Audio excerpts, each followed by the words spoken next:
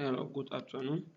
This is GSP 1201/2201 use of English for the student of Group G, that is student comprising of students from the Department of Anatomy, Physiology, and Pharmacy. This module is module number 2, named Basic Grammar. As we have said, grammar is an important component in GSP. So also it is important in general in teaching English, that is beyond this course. In this module, we are to discuss 4 items of the basic grammar, namely the word classes, the sentence types, tenses in English, and punctuation marks. Okay, to start with, we said what we call word classes are sometimes referred to as part of speech. Generally speaking, in traditional grammar, there are 8 parts of speech. That is a noun, adjective, verbs, adverb, pronoun, preposition, conjunction, and interjection. There are other further classification by scholars like Hodgson and Kwak and Greenbaum. Hodgson 1996 adds 3 more classes, namely the determinators, what you call normally determiners, coordinators, and subordinators. While Kwak and Greenbaum 2006 added articles and demonstrative, that is making the list to be 10. Still, within this grammar, there are what we call, within this part of speech, there are what we call the open class and the closed class. We said open class has what?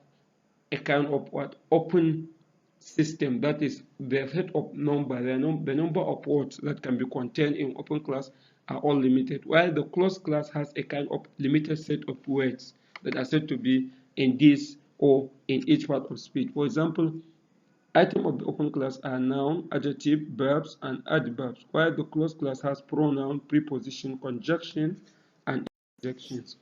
Okay, we said nouns are what that describe things or that gives that names things. Generally speaking, things can be ideas, can be person, can be concept, can be feeling, and what have you. So nouns are names given to things, ideas, person, or concept. And still these nouns are classified into proper noun, the name of specific things or place or even person. For example, Musa, Kano, Abuja, and what have you. And then you have common noun, that is a generic name, a name that is given to all the things that possess or the name of group of person with a particular attribute. For example, you can talk of woman. Any woman, Amina, Asabe, and what have you can all be woman. And then maybe you have car, for example, it's a common noun. But from the car, you can identify different type of cars and what have you with their individual names. Then you have what is called abstract noun. That is a name that do not feeling. Things that we cannot see, neither touch, are called what abstract noun. Then you have concrete noun. That is physical things that we can touch and see. For example, desk, biro, pen, and what have you. Then you have collective noun. That is noun that are used for, or a type of noun that is used for group of person, animals, or things. For example, you say staff. That is a group of workers in a particular organization can be called staff. And you have, for example, family, team, and what have you, committee. Then you have next we have what? Adjective. We said adjective are words that describe noun or pronoun. In most cases, it's a noun. A noun attach a particular what? Feature or attribute to noun. For example, we said a small boy, a man, and what have you. A man is a noun, but when you say an old man is the all is an adjective. Small boy, tall boy, and what have you. Then we said adjectives can be, for example, a demonstrative adjective which points, for example, this woman. Interrogative, the one that we use to ask question, for example, whose biro is this? Whose? Then possessive, which indicate possession. My, our, your, his, and what have you. Descriptive, you have a descriptive adjective. You said brown, blue, and what have you. A happy child, and what have you. A sad man, and what have you. This is description. Then primarily functions, there are two major functions of adjectives. They can either be attributive or predicative. By attributive we mean that is giving a particular attribute to a noun. For example, a fair lady, a big man, a small boy, and what have you. Then you have predicative, that is function like a predicate. You say we are quite happy, he is sad, and what have you. Then adjective can still be used in this in comprising. That is, when you have one adjective, we use a form that is called positive form. You can say he is an old man. When there are two, we say there are two old men, but one is what? Older. That is, when there are more than two or three, that is 3 to whatever number, you use oldest. We can say there are old men in the class, but Adamu is the oldest man. That is, you can have what like tall, taller, and tallest. The first form which you use for the one person is called what? Positive. When you are comprising two, you use what? Comparative form. And then superlative, when for two or more, for three or more. Still, there are type of verb we call transitive verbs and the intransitive verb. What are transitive verbs? We say transitive verbs are those that accept what? An object. Object can be one. In this case, we call monotransitive verb, or it can be more than one. We call ditransitive or complex transitive verb. And then those that do not accept an object are called intransitive verbs. That is, a verb that does not need an object, or that does not accept an object is called what? Intransitive verb. Then we have a type called copula or linking verb. Most cases you have this be form of verb. You are, he is, and what have you. They are linking what? You are a teacher. It's a linking function, not an action function. And sometimes you have lexical verb functioning as linking. For example, it seems difficult, it sounds difficult, it looks difficult, and what have you. Or he looks tired. All these are linking functions. So these verbs can be classified and be cross-classified. A verb can have more than a function. It can be lexical, transitive, and in some cases lexical and linking, for example, or lexical, intransitive, and what have you. Then, as I mentioned, there are modal auxiliary. Example of this modal auxiliary can be or this is what we call secondary auxiliary. Can be, we have what like can, could, will, would, shall, and what have you. Then we have the non-finite verb, which I've mentioned, consist of participle, the drawn, and to infinitive. Then we have an adverb. We said the primary function of an adverb is to what? Qualify. To qualify what? A verb. It describes or it tells us more about how an action or yes is performed. For example, you can have an adverb of time, which indicates the time of an action, or an adverb of place, which indicates the place of where the action takes place, or an adverb of manner, which tells us about what? The way in which an action is what? Done. He writes well, for example, manner. He's sat outside, adverb of place. He came yesterday, adverb of time. Then you have pronoun. Pronoun, we said, are words that are used instead of noun, as we all know in our primary and secondary school English grammar classes. Then we said what these pronouns do is to what? Replace a noun, to stand on behalf of the noun where noun is not needed or need not to be repeated. For example, if I said Ali came,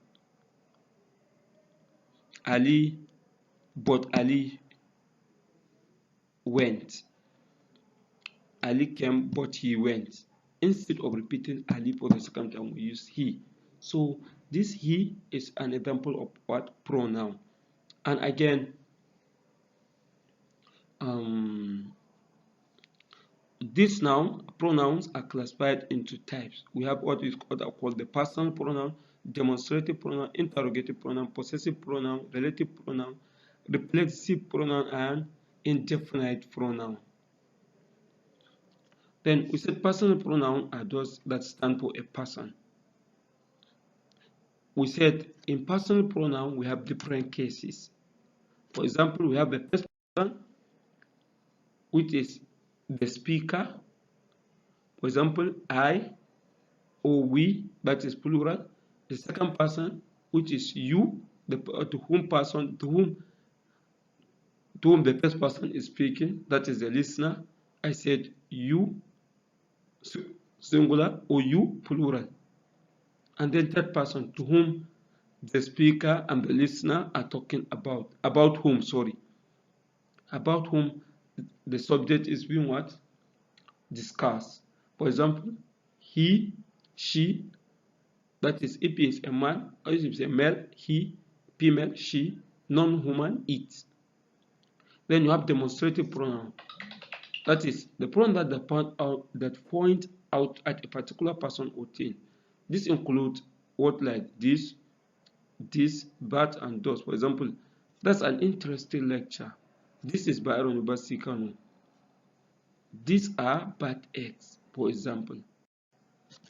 But interrogative pronoun, as the name suggests, interrogative pronoun are used to ask questions. For example, what, whom, which, and what have you. Then you have possessive pronoun. This is pronoun that are formed from what? Possessive adjective. For example, his is better, ours is better, ours is bigger, and what have you. Yours is good, theirs is mine, and what have you. Theirs is ours, or for example, mine is ours, and what have you. Then relative pronoun, we said these are pronouns that look like interrogative pronoun. However, they are used to what? Create a kind of, to connect a subordinating clause with the main clause. For example, he is the teacher that takes his student away. There are tests which I told you about. The girl whose father was arrested, which, that, and what have you are called relative pronoun because they link two parts of the sentence together. Then you have reflexive pronoun. We said when pronoun combines with suffixes of self, that is, by reflexive we mean those that turn around to look upon oneself. For example, sometimes they are called self pronoun. Reflexive pronoun examples are herself, himself, myself, yourself, and what have you. Then the next is preposition. What's a preposition? We said a word that is used to show relationship with some other words in a sentence. A pronoun in some cases indicate what? Location, spatial location. For example, on, under, above, and what have you. Then, for example, Abdul gave the book to Mariam. Other examples are what like down, apart from, on top of, and what have you. Then conjunctions. As we have said, conjunctions are linking words. They are used for what? Primarily for linking purpose. So there are three types. We have what we are called coordinating conjunction, subordinating conjunction, and correlative conjunction. Coordinating conjunction, as we have said, is a one that we use to link elements that are of equal rank or status grammatically. For example, boy and girl. The boy and girl are of equal grammatical status. And then you have what? He invited her, but she refused. But in this context is what? Linking a primary clause to a secondary clause, or a dependent to an independent clause. And then, or For example, she either passes or fails this exam. We said Mustafa is tired, so he went straight to the bed. Then subordinating conjunctions are these words that are used to what? That are used to what? To make a kind of subordinating clause. For example, if he comes, he will talk. Since he came, that is, we call what? Subordinating. We call this time so if, since, because, unless, and what have you are called subordinating conjunctions. Then correlative conjunctions. We said this and this in pair. Correlative conjunctions are always what? In pairs. For example, not only the teacher but the student, not only but. So not only the teacher but the student. You have not only and but. Never, no, ever, or, not but and, but the children and their parents, for example, were here and what have you. So these are called correlative conjunction. Then interjection, we said, is an expression of what? Feeling of surprise, pain, and what have you, anger and what have you. We have words like, I'm sorry, certainly, nonsense and what have you. These are called interjection. They are used with what? An exclamation mark. Then from part of speech, we are now moving into what? Sentence. Sentence type. When we talk of sentence type, we have two ways of looking at it. It can be what? From the structural angle or from functional angle. In whatever angle we have types. Structurally speaking, sentence has what? Type. Functionally speaking, sentence has type. Okay. But before we go into this, I think we need to explain there are what we call building block of sentences, which start with what? Phrases. And by this, a phrase refers to a group of related words that do not convey a complete meaning because it has no subject and a finite verb. Or rather, we said a group of words that function together grammatically are called what? Phrase. Then you have what? Subtype of this phrase. We have noun phrase, adjectival phrase, verb phrase, and adverbial phrase. Adverbial phrase and prepositional phrase. These phrases function like what? The word that they represent. A noun phrase function typical of a noun. An adjectival phrase function typical of an adjective. Verb phrase function typical of a verb. Then another grammatical class before sentence is what? A clause, which we said is always what? A building block, a major component of sentence. Understanding the function of clause or understanding the type of clause opens way to understanding type of sentences. So we said clause, generally speaking, is a unit of word which expresses one single idea. It can be dependent or independent. A dependent clause is the one that can stand alone. An independent clause is a one that can stand alone. While a dependent clause is the one that has part of its meaning hanging on another what? Independent clause. So it's a kind of what? Dependent type. It does not make complete sense except part of it is what? Expressed in an earlier proposition. Then a sentence. A sentence will set a group of words with subject and a finite verb which conveys a complete meaning. A sentence normally starts with a capital letter and ends with a full stop, normally, or a punctuation mark like a full stop, an exclamation mark, or a question mark. We have some example of sentence here. Then two or more what?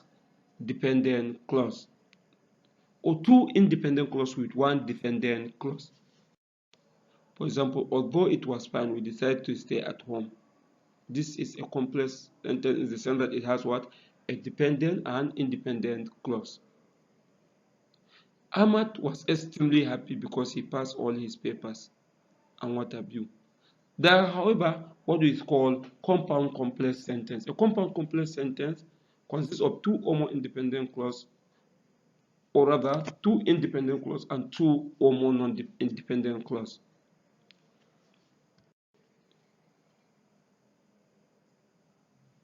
Then, functionally speaking, sentences are divided into types according to the function they perform. We have what are called declarative, interrogative, exclamatory, not exclamatory, and imperative sentence. A declarative sentence is the one which what contains a statement. For example, Adamu is a teacher, Aliyu is a senator, and what have you? President Buhari has dissolved his cabinet yesterday. Mustafa has registered his courses. Then you have the interrogative type, the one that asks question. For example, when did Nigeria get her independence? Are you a teacher? And what have you? These are interrogative. Then you have exclamatory sentence. Exclamatory sentence normally are accompanied with what? A kind of feeling and emotion. And they are normally used with what? Exclamation mark. Oh yes, what a nice idea. What a great work, for example. We have things like command,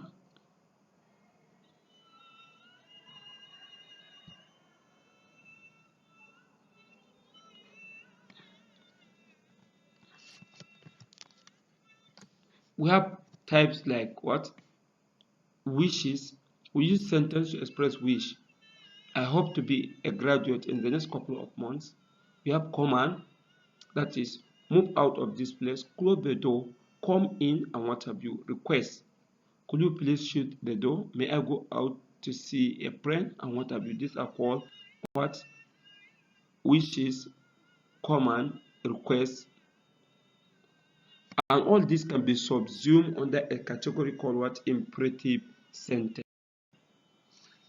Okay, this is so far for the first part of module 2 lecture, that is for the module 2. This is a discussion on module 2, which is the basic grammar. As I've said from the beginning, this module is in two what part. There's lecture 1, that is module 2 number 1, and module 2 number 2. Remember we said the module discusses what? Word classes, sentences,